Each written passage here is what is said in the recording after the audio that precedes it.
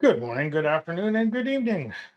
Hello, I'm Trevor Chapman, and welcome again to my adventures in role playing, my vlog regarding various histories and histrionics and opinions and theories and concepts around Dungeons and Dragons and role playing as well. Dungeons and Dragons just being the one I've been in the most.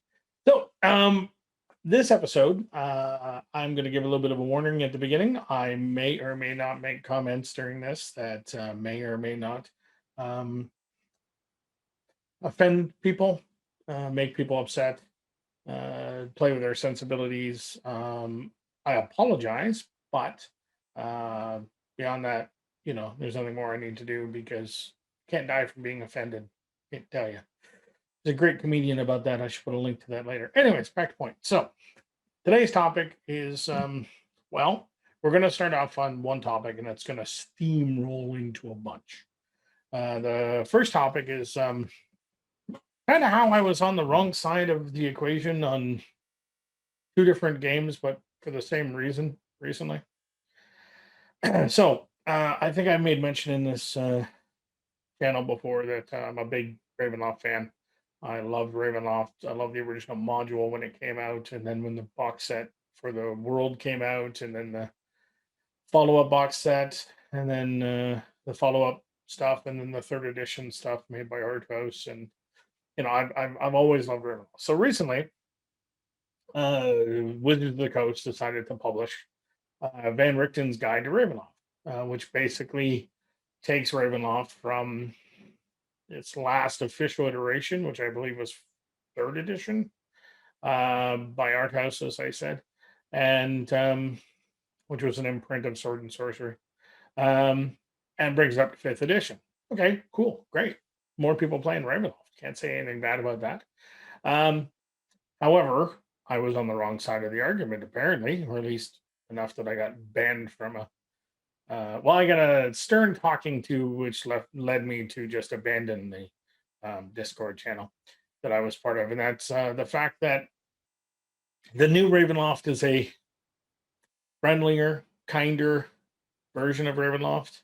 Um, I guess a lot of people were upset about the tropes of the old Ravenloft, which is based heavily upon Gothic literature. So Frankenstein, Dracula, Jekyll and Hyde, various other Gothic stories, um, Hunchback of Notre Dame, um, lots of things like that. And as a result, they tend to follow the idea that the villains tend to be men, and that those villains tend to be horrible against women. But they're villains, so you're not supposed to like that fact. But let's not go there. We're getting ahead of ourselves. So as a result, the new Ravenloft, they've gender swapped a couple of characters. No big deal. They've added some LGBTQIA components to it. Okay, cool. I don't necessarily have a problem with that. They've racial swapped some of the people. Okay, cool, no problem. And they changed some of the worlds. So the Herakur, which was all about Egyptian and mummies, they basically tried to make more not based upon actual Egyptian concepts, because of course the Egyptian concepts were done wrong because they were probably done by someone who's an Egyptophile as opposed to an actual person who knows Egyptian history and mythology. They did that with a couple other worlds. They got rid of some places altogether. They added a couple of new places. Anyways, it's fine. That's great. So I'm watching the D&D channel Ravenloft official campaign that's being put on by the Black Dice Society and B. Dave Walters and the gang, and it's entertaining. It's pretty cool. It's kind of neat.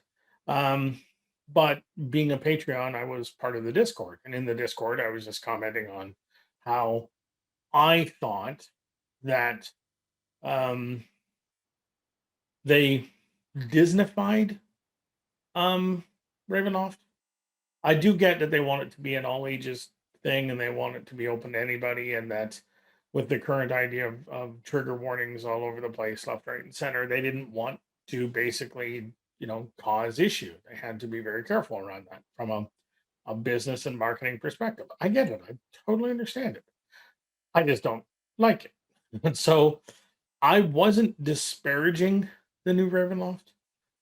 I was just saying that I wish some of the older aspects, terror checks, horror checks, dark powers, some of the worlds and all that were kept. Um, and I got a talking to because apparently I was triggering people.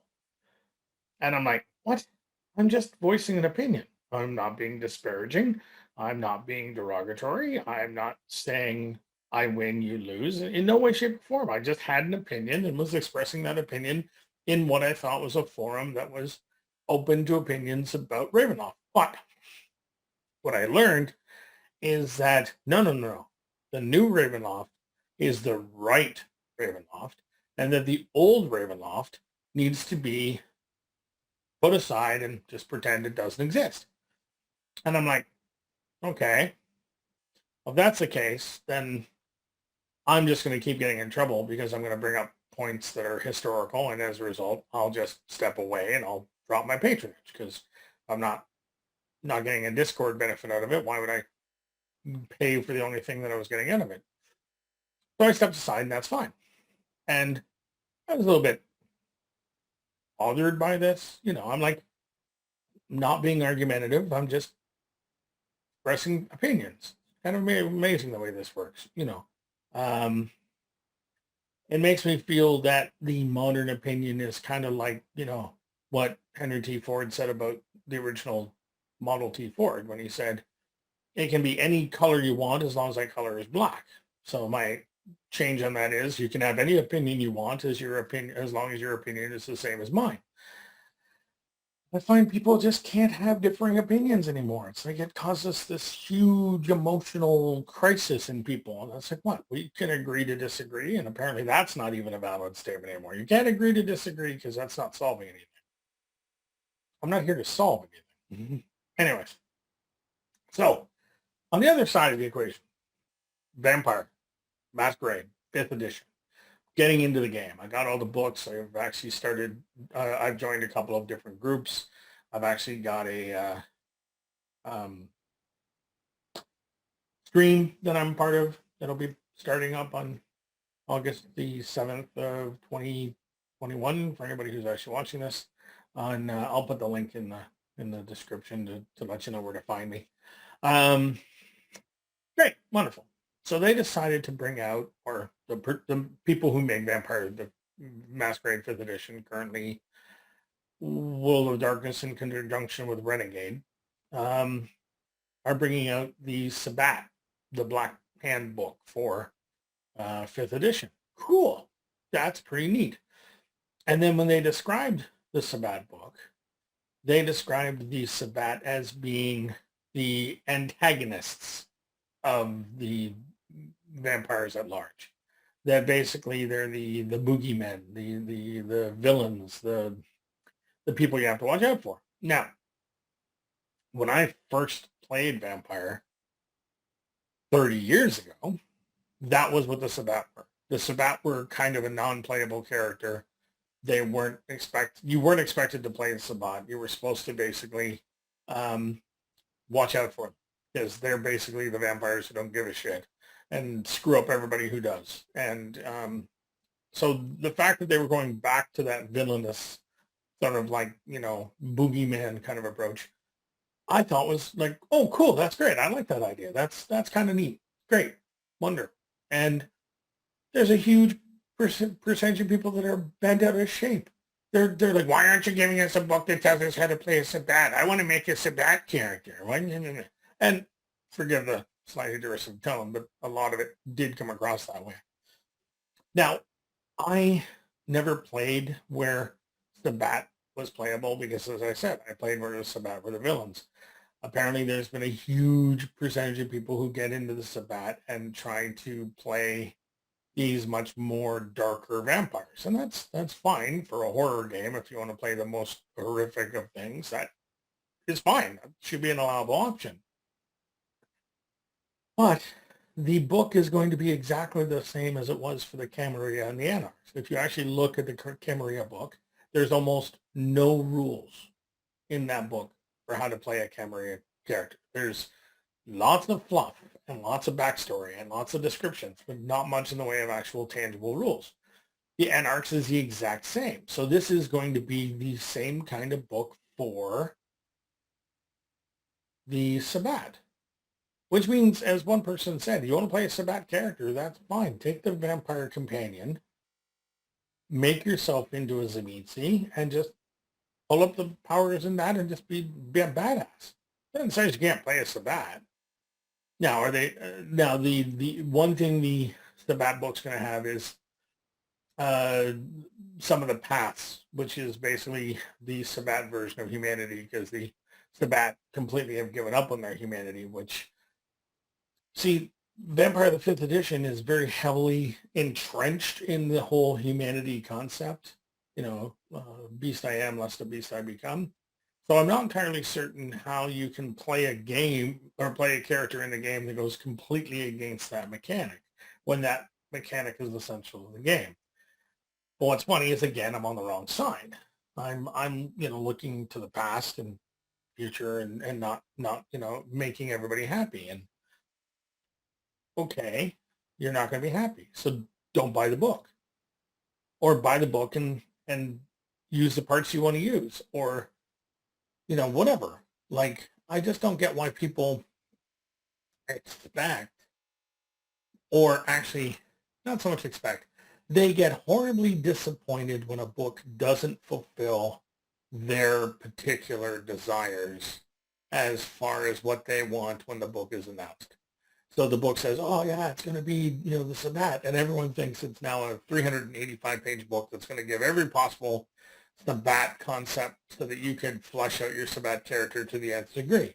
Well, is that a mistake of them for not creating that book, or is it a mistake of you for having that presumption, or a bit of both?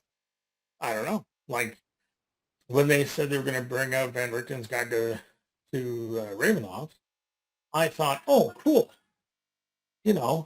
and they said they were going to have like 30 domains outlined. Well, what they didn't tell you is that a couple of the domains have 3 or 4 pages, a couple of the domains have 1 to 2 pages, and a whole boatload of the domains are a half a page each. So how much is that outlining the domain? And they're like, well, we don't really want to stat out the Dark Lords, and that's fine, whatever. It was their rule. And it's, what? They're making a product. And if I'm not happy with the product, I don't support the product. It's as simple as that. It's not like I should be like demanding that they write the book that I want. Sure, I want you to write the book that I want.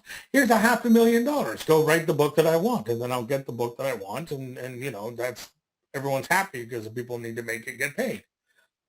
But I don't get why people get so, I don't know. It's like we get invested in stuff, right? So tangential to that is the fact that Wizards of the Coast recently announced that all the material that's been published since 2014, so ever since 5th edition came out, is what is officially canon. All the previous books, all the previous rules, all the previous art, all the previous games, all the previous anything isn't. Okay, sure, that's perfectly fine. Again, it comes down to the fact that they have to produce a product that can be sold to the market as of right now. And if people feel that they have to read, 25, 30 years, 40 years history of the Forgotten Realms, they're going to be overwhelmed and they're going to step away, and that's perfectly fine. But what I don't understand is why they had to specifically, explicitly state that. It's like, to me, it sounds like, okay, everything that's not the current edition doesn't matter anymore. Now, whether they're actually being that dismissive, I don't know. However, they did make this a public statement. They made an announcement. They made 2 of them now. They made the original announcement saying everything wasn't canon, and then they stepped back and said, well, this is what we mean by that. And they just doubled down on what they said. They just clarified it, and that's fine. But the one comment they made was that every version of D&D has been its own canon, and that canon doesn't cross. And I'm like, that doesn't make sense, because Forgotten Realms is a living world, and it's gone from the 1320s in Dale Reckoning to now like the 1470s in Dale Reckoning, and that's all been done both in the novels but also in the rule books, because first edition D&D, when they went from first to second edition, they did the Time of Troubles. And then when they did from second edition to third edition, it was the War of the Spider Queen. And then from third edition to fourth edition, they did the Sundering. No, that's fourth to fifth. There was something else that they did in there. They 100 years. Oh, the Spell Plague. They did the Spell Plague, and then they did the Sundering most recently. So these are all cataclysmic events that actually are in canon in the books and in the Realms lore and all the sources, basically saying how they got from the first edition to the fifth edition and how things have changed. How the introduction of the Dragonborn, how the introduction of the Tieflings, the introduction of the Ganassi, the introduction of whatever, the whole gamut. So they've made this sweeping statement, and it's kind of like, okay, cool. You made this incredibly sweeping statement. Fine. But those of us that do have, like I own a physical copy of every single published Forgotten Realms novel. And every single one of those novels falls into an actual year in the chronology, and that chronology is a living chronology. And they're like, yeah, we just don't want to burden people. It's like, why is it a burden? Why don't you just, like, they came up with in third edition at the end of it, they came up with the Guide to the Forgotten Realms. I can't remember what it was called, but it was like Timeline of Forgotten Realms. And it's a book that basically says, here's all the major events and all the major people that have ever happened in Forgotten Realms that's been chronologically written. Okay, cool. It's a neat little source book that people can then pull from. It doesn't mean you have to play in the 1470s of Dale Reckoning. You can play in the 800s, play in the negative 1200s. You can play whatever the heck you want. It just gives you a lot of timeline to work with and work within. And I think that this dismissive comment is what's leading certain people to get upset and in trouble. Now, my next topic, which springboards off of that, well, actually, I'm going to do a small sideline and then I'll spring back. So the sideline is part of this modernizing of D&D, getting rid of the old influences. It's the fact that R.A. Salvatore has now announced that he's going to be changing the history of the Drow. Not so much retconning it, but revealing stuff that didn't happen before, which technically is retconning. Because the fact that the Drow are an evil race, well, that's not acceptable. You can't have a whole race of people that are evil. That makes no sense, at least in the modern constructs. There is no white hats, black hats. Everything is now shades of gray. Okay, that's fine. But I think so. He's in his new series of novels that he's coming out with after the 3 that he's just finished. So he just finished the 33rd novel in the Drift series. I've only read up until about 18 or 20. He's going to be writing another trilogy. And in that trilogy, he's going to be introducing the idea that the Drow that exist in Menzoberranzan are a cult of Drow. They are a particular kind of Drow who live in the Underdark and have their own rules and compunctions and, all the things that make them evil is because they live in this enclave. They're indoctrinated. They're brainwashed. And then Wizards of the Coast recently announced there's a bunch of dark elves who live up in the Arctic, and there's a bunch of dark elves who live in jungles. And these are 2 other kinds of dark elves, and they're entirely different concepts and gods and all this other stuff. Okay, fine. It's to make, again, a happier, joyous, nobody gets pissed off thing. And being an old gamer, I can tell you as a matter of fact, I have never, ever once considered the Drow because they are black people. I never once made that connection. Here I am, white, as a driven snow, Christian, European descent, the whole 9 yards. I never once said that Drow are evil because they're black. No. Drow are evil because Drow are evil. They just also happen to be identifiable by the fact that they're not black in the sense of Afro-American black. Black is in the sense of ebony. This color, like midnight black, not, even the darkest African American still has some brown in their skin color, but let's not go there. So, to me, the Drow are evil because the Drow are a inherently nasty bunch of bastards who they come to the surface to kill elven children as a rite of passage. They fight amongst themselves as a rite of existence. They worship a god who demands from them chaos and strife and violence. And it's not just Menzoberranzan. There are a whole bunch of Drowish enclaves underneath Greyhawk and Forgotten Realms and wherever else you want to go, whereby they're evil because of what they've done for so long. Now, are there good Drow? Of course they're good Drow, but they're dead.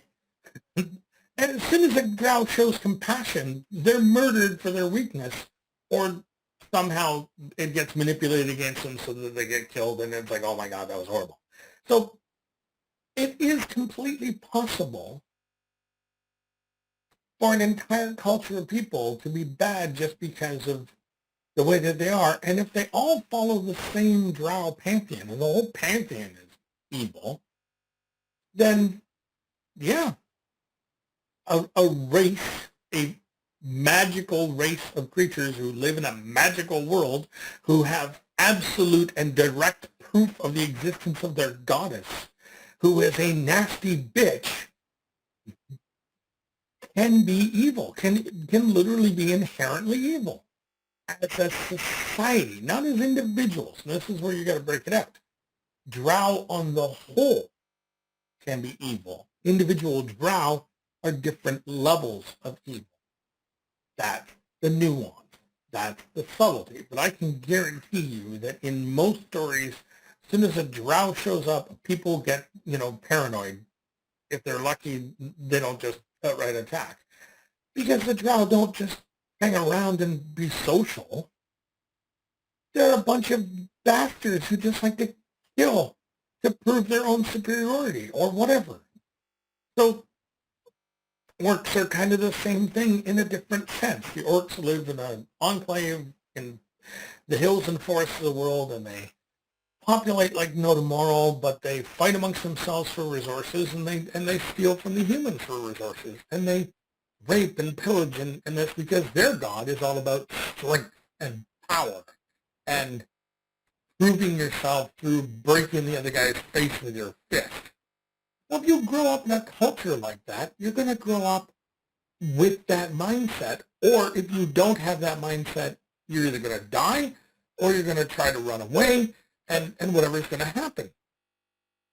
So, Orcs, in the grand scheme of things, can be evil. Individuals don't have to be. And that's exactly the point that R.A. Salvatore made with Drizzt. Drizzt was born of an evil society, born of a culture that is bloody bastards, and was able to survive long enough to get out. And when he got out, he then had to prove that he was the exception, not the rule. That's what made the story fascinating, is that Drizzt Do'Urden, who's a Drow, is the good guy, and Artemis Arnfreri, who's the human, is the scumbag assassin. That's the point. That's the juxtaposition. But if you make all Drow whatever, then that juxtaposition goes away. He's no longer the good Drow, the exception, which is, I honestly hated the fact that once Grit showed up, everybody and their fucking brother wanted to be a good Drow. Because, you know, Drow are kind of powerful. That's why, you know, in the actual Forgotten Realms for 3rd edition, they count as +2 effective character levels. They're not, you know, at first level, they're the equivalent of a 3rd. That's pretty significant, right? Because of all their special shit. Anyways, so R.A. Salvatore is trying to correct a problem that I don't think is being addressed properly. I think they're trying to say that, well, Drow aren't all evil because, you know, that's not possible. Okay. Waiting for the first time I sit down and talk to a social justice person about this, and they try to argue this point, and I'm going to look at them and I'm going to say, okay, then Nazis are not all evil. Done. You painted Nazis as the evil people of all time, all of them. Well, they can't all be. Because the exact same logic that applies to that applies to that. So you can no longer use Nazi as an evil word. Because not every Nazi was necessarily doing more than just getting by and maybe hated it. Or maybe the first time somebody stood up and said, Corporal, I think this is a bit of a problem, and then ended up with a bullet in the back of the head. Everybody else kind of shut up, which is exactly what happens with the Drow. Look at Zaknafin. How did he survive? Because he hated the Drow. So he loved the fact that his sole purpose was to kill other Drow. That's what he was there for. He was the master of arms of the Duorden family. Great. So his job was to train people to kill Drow so that there was less Drow. So he took out his weird frustrations on the Drow by killing them. Does that really make him a good guy? No. Does it make him better? Yes, to some degree. Right? So the same thing. If you're not able to broad stroke a fantasy creature, this is the part I don't understand. We're bitching and arguing about a fantasy world. But what if the Drow are evil? What fucking difference does that make on culture and society today? It's fantasy. It's like the Looney Tunes. It's like, oh, we can't have Bugs Bunny beating up, you know, Daffy because that's just violence. It's comical violence. It's cartoon violence. We all know it's a joke. It's an exaggeration. It's kabuki theater. So why can't we just go, yeah, in the Forgotten Realms, in Greyhawk, the Drow are evil scumbags. For the majority. Is there the odd ones that are nice? Probably, but they either don't live long enough for people to find out, or like a good Mark Anthony, the author, wrote a short story in one of the collections for Forgotten Realms, whereby there was a goblin, I think it was, who was just like this. He was a good goblin. He was not one of the standard evil typical goblins. He got away from the goblins. He went to the human world, and they lynched him because he was a dirty, filthy goblin. So they killed a good goblin, but as far as they were concerned, they were killing an evil, nasty goblin because all goblins are evil and nasty. And if there's one around your town, they're not there for good reason. Is that right? Not a question of right. It's a question of understanding. So, yes, you know, this is an exception and should be an exception, a very, very limited exception to say that good can sometimes come out of evil. Just one or two people like that, not fucking hundreds, not whole societies, not whatever. Because the origin of the Drow is based upon treachery, deceit, and nastiness anyways. The original, you know, the older canon, which is now no longer canon, so who knows what the fuck it is now, right? So this goes to another point, and this goes back to recently. There's been a grand fiasco with TSR games. So, originally, 1974, whatever it was, Tactical Studies Rules became TSR Games. That was the original publisher of all D&D. And one of the primary people that was doing that was Gary Gygax, the infamous Gary Gygax. He was with TSR for many, many years, and then there was a parting of ways. TSR stopped being the creator of Dungeons & Dragons in about 1998 when Wizards of the Coast bought them out. About 10 years after that, the trademark for TSR expired because nobody was paying for it, because there was no reason for Wizards to pay for the TSR trademark because there was nothing there. At that time, a company that was making Gygax magazine got the trademark for TSR and made which has now been referred to as TSR 2.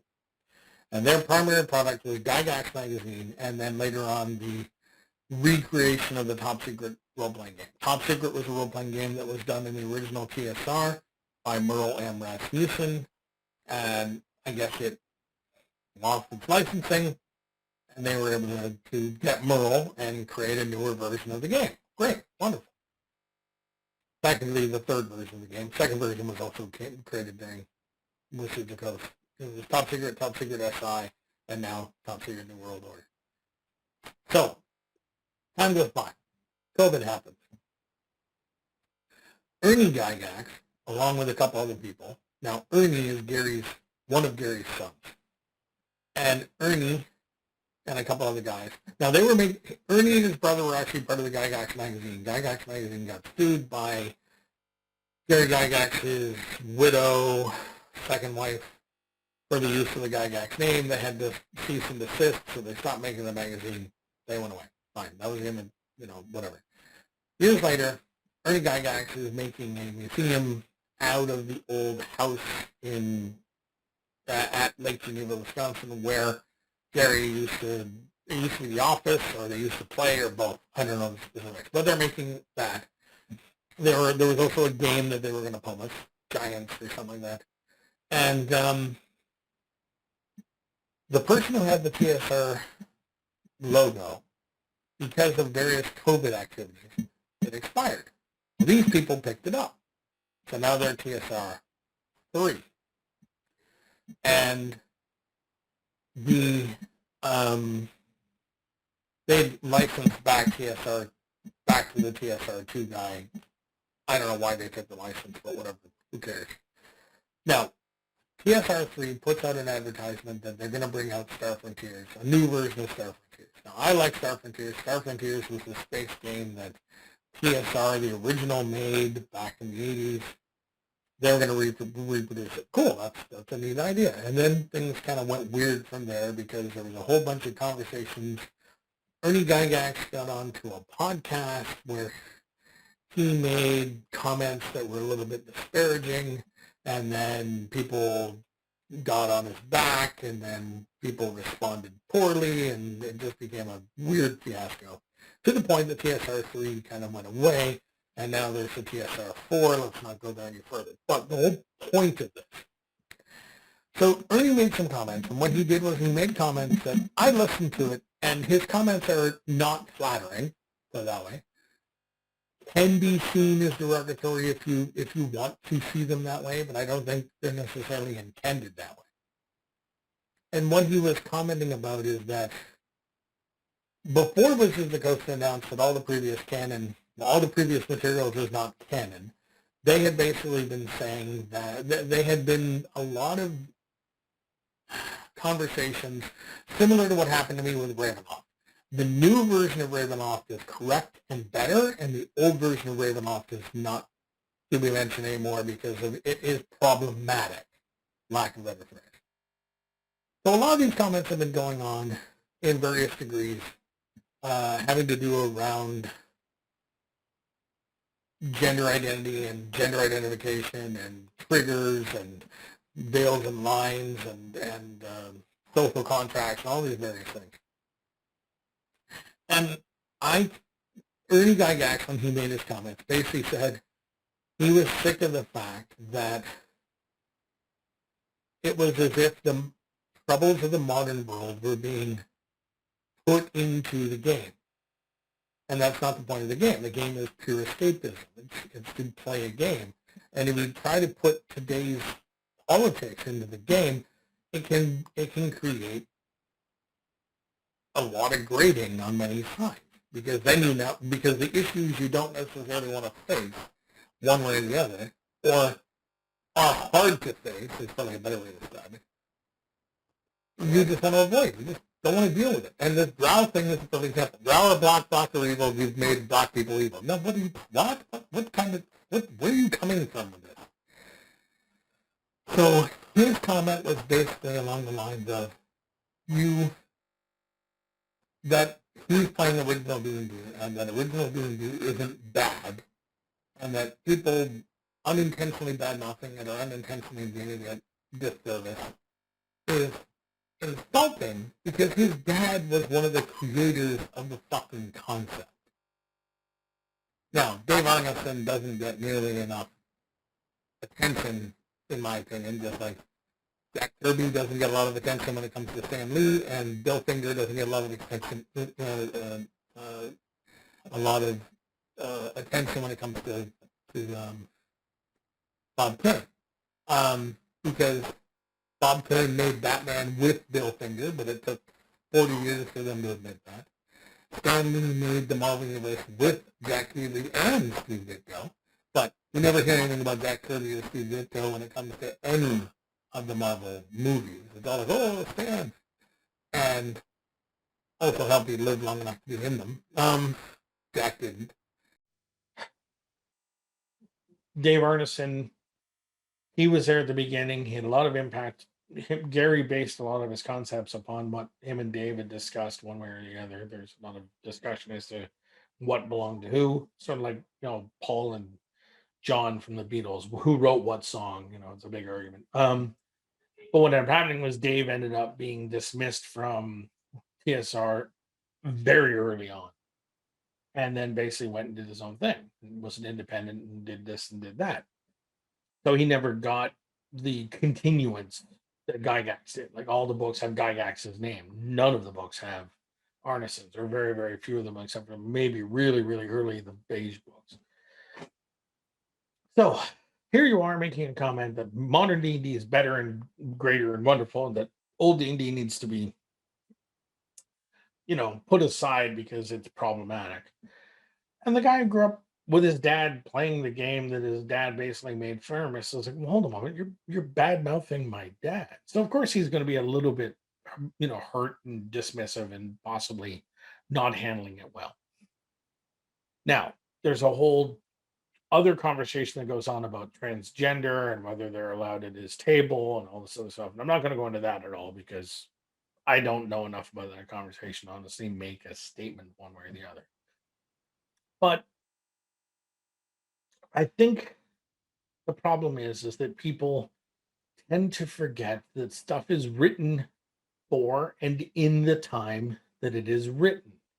Lovecraft wrote his stories in the 20s and 30s for an audience that was mostly young white boys.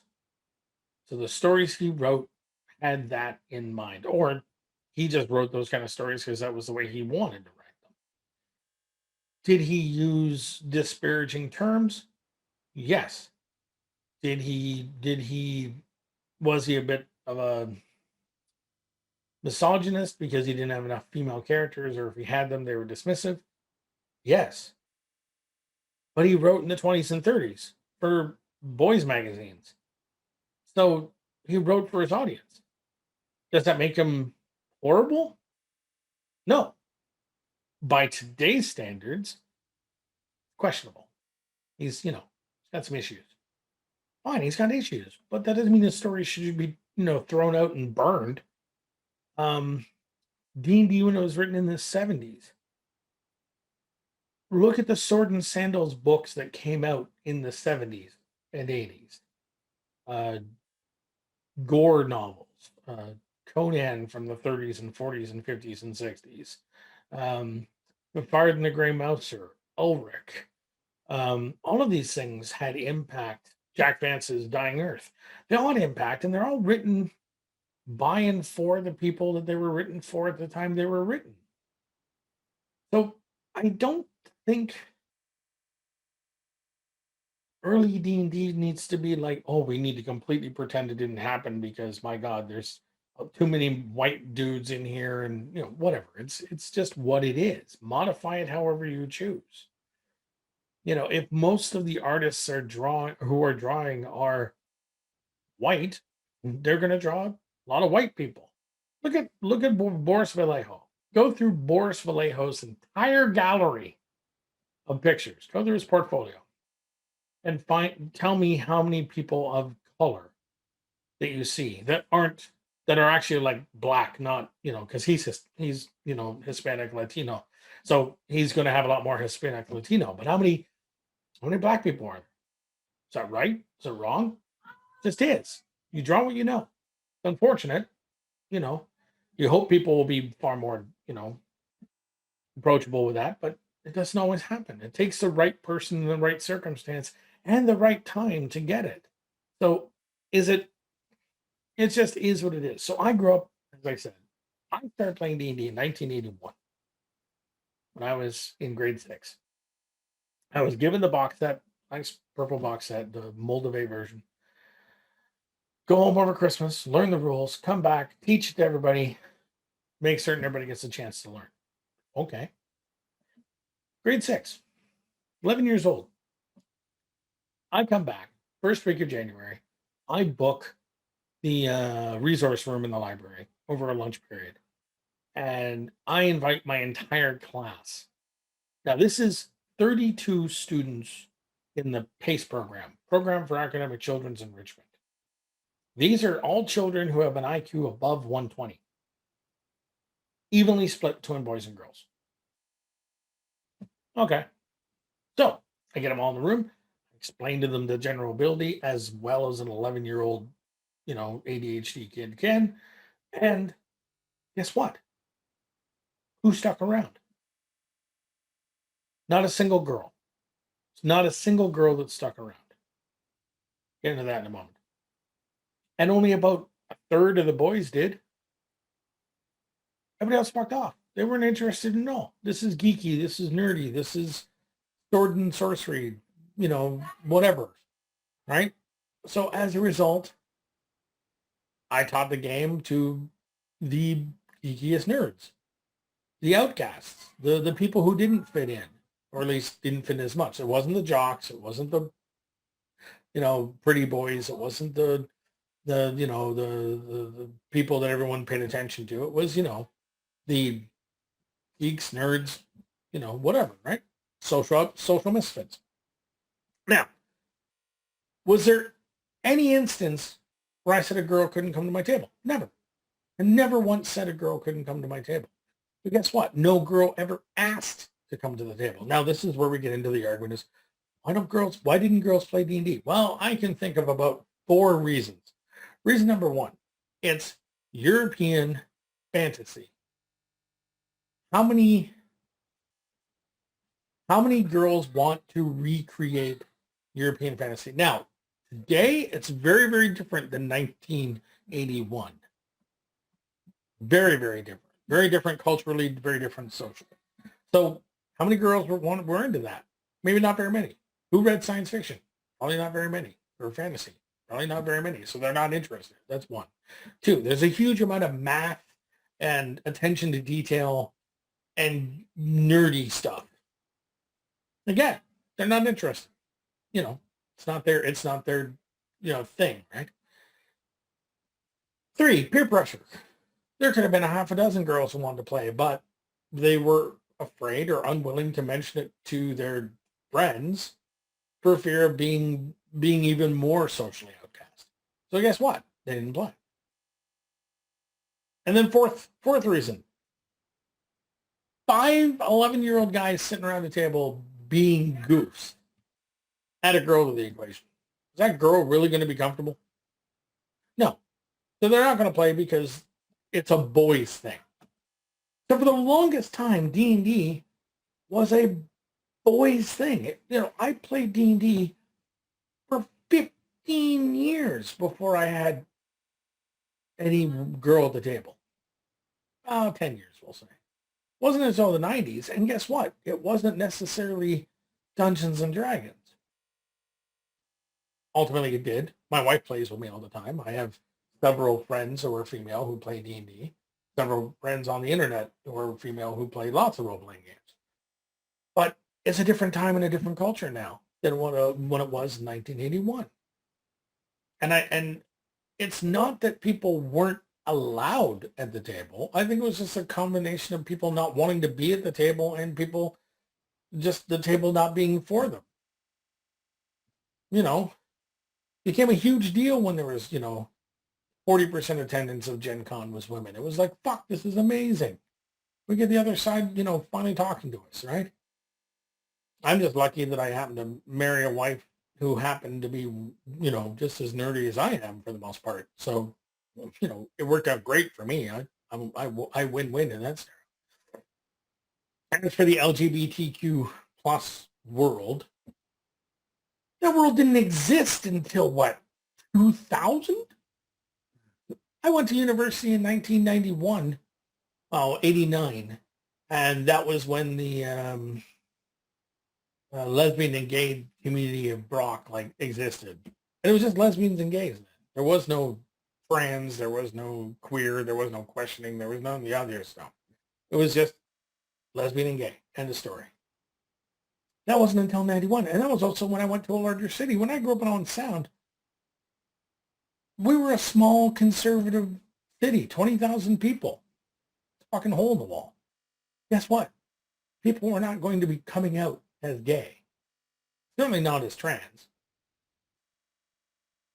So were they uninvited at my table? No, there was never even known whether they existed. I probably had gay people at my table. I'm probably pretty certain that I had statistically gay people play at my table, but I never knew it because it never became a point. It wasn't a conversation. It wasn't something that was brought up. Closest we got to it is sometimes a male guy would play a female character just for shits and giggles. Or at least we thought it was for shits and giggles because we didn't really care. You want to play a girl? All right, whatever. So people saying that early D&D was not including the female and LGBTQ plus environments is disingenuous. It's not knowing the history and not knowing the time. I think they weren't exclusively excluded. They weren't excluded. I never exclude anybody from sitting at my table. Well, and at least once. And then you find out the person's a moron, a goof, a stooge, an asshole, whatever. And you're like, you know what? You're not going to work because you're not playing nice. That's a different story. It has nothing to do with their gender or their sexual preference or identity. And to do with the fact that they were an asshole. There were times where I played with assholes because it was the only people I get to play with. So it's kind of like, this sucks, but at least I get to play. Now, the internet is amazing. People have a lot more options available to them. So the whole big circle around this is the fact that there are a lot of opinions going around. There are a lot of concepts going around. There's a lot of, today is better than last year or whatever. Okay. I will give credit to the fact that life is more progressive now than when I grew up. That's fine. But you can't burn my childhood because it doesn't match with the current constructs, because those constructs did not exist when I was a kid. It wasn't like the LGBTQ plus community existed and everyone I knew railed against it. It didn't exist. It was a non-entity because all the people who were gay were closeted because it was the 80s in a small community where, being ostracized could be very quick. Which is why everybody who lives in Owen Sound who is gay, where'd they move? Toronto, big city, where there was a lot less people to bitch at them and a lot more other gay people to interact with. Just the way it happens, right? So I like my original Ravenloft. Nothing wrong with the new Ravenloft for those people who want to play it. I'm going to take aspects of the new Ravenloft and use it. But don't tell me that because I like the original Ravenloft, I'm pissing people off. It makes no sense. I don't have to like the new stuff. I don't have to like the old stuff. I like what I choose to like. End of friggin' story. As for the canon idea, they're going on about, we don't want people to be weighed down by 40 years. Okay, so I guess that means nobody should play Shadowrun, nobody should play Battletech, and nobody should play World of Darkness. Because all of those have had continuous continuity, and they haven't retconned anything. 5th edition Vampire is a continuation of the Vampire that existed before. And it's just, we're now in the 2020s as opposed to the 1990s, and here's the differences. Shadowrun has made a point that every year of actual life that progresses, their world progresses a year in time. So they started in 2050 as the starting year, 2048, one or the other. 40 years have gone by, guess what? It's now, or 30 years have gone by, it's now, 2078. Battletech has gone from the original Battletech world of 3025, it's now like 3400 or some bullshit, and there's a whole bunch of time in there. Guess what? You can pick any one of those times to play in, but you have a continuity to look at. And it's fascinating. It's an amazing continuity. Same with Shadowrun. Same with Vampire. So the fact that TSR is basically saying, well, all the stuff before doesn't matter. They're pulling a Disney with Star Wars. If it's not in the movies or the TV, doesn't exist. Which weirdly means that the original Thrawn trilogy is not, isn't canon, but the Star Wars Holiday Special is. Mind-boggling on a couple of levels. But, we all like what we like. Let's not get mad at people for what they like. Let's get mad at people if they try to force what they like upon other people. But if I like the original Ravenloft, or I like the fact that the Sabbat are the big bad guys, or I don't look at 80s and 90s D&D and go, sexism. Like, I look at it fondly. Now, is that because I'm a white, cis, male, heterosexual? Maybe. I don't know. But you can't fault me for liking it just for liking it. And if I'm not disparaging your world, don't disparage mine.